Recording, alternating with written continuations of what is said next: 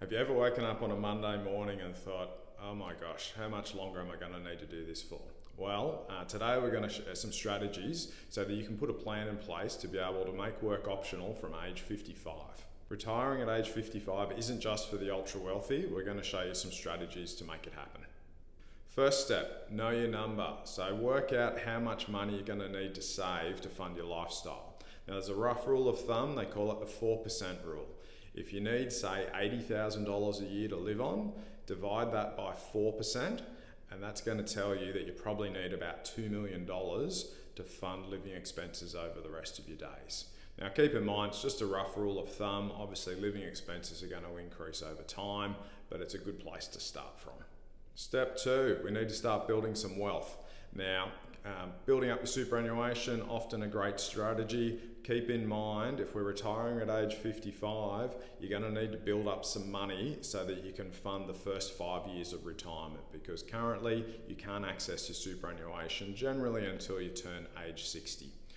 What we find works really well is a 3-bucket strategy. So bucket 1 is a group of investments that you can use to fund living expenses over the first 5 years of your retirement.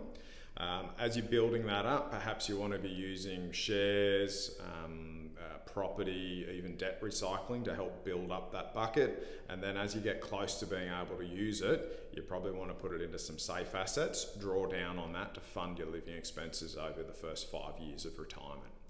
Once you turn 60, hopefully superannuation's available, start drawing down on that to fund living expenses. We find that over time, a lot of clients as they get older, because the amount you'd have to draw from your superannuation often increases, you can then start building up a 3rd bucket later on in life.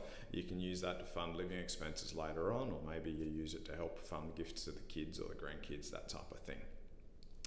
There you go. That is our 3-bucket strategy to make work optional by age 55 in a nutshell. If you'd like some more information, check out the blog. And if you need a hand, we'd love to help out. All right, cheers.